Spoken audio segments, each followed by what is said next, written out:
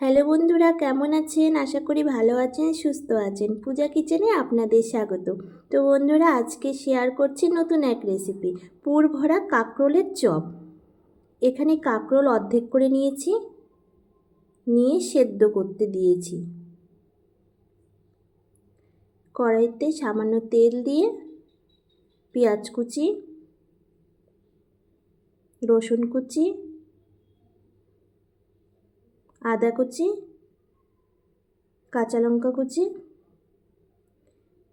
কাঁকরোল সেদ্ধ হয়ে গেছে।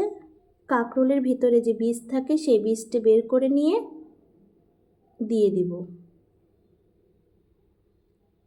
তাতে হাফ চামচ লবণ, হাফ চামচ হলুদ গুঁড়ো, হাফ চামচ গরম মশলার গুঁড়ো দিয়ে পুর বানিয়ে নেব। অন্যদিকে একটা ব্যাটার গুলে নিব। তাতে বেসন, চালের গুঁড়ো, হাফ চামচ লবণ, হাফ চামচ হলুদ গুঁড়ো, হাফ চামচ কাশ্মীরি লঙ্কার গুঁড়ো, জল দিয়ে ব্যাটার গুলে নেব।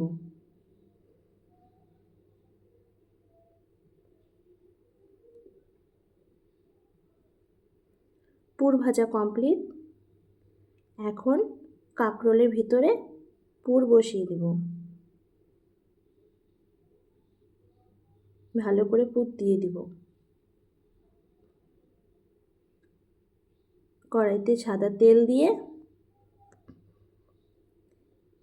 তেল গরম হয়ে আসলে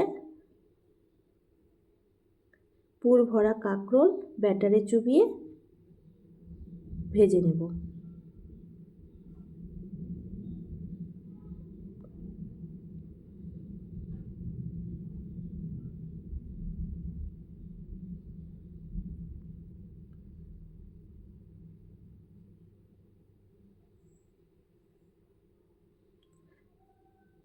তৈরি হয়ে এসেছে পুর ভরা কাঁকরোলের চপ। ধন্যবাদ বন্ধুরা, ভালো থাকবেন, সুস্থ থাকবেন।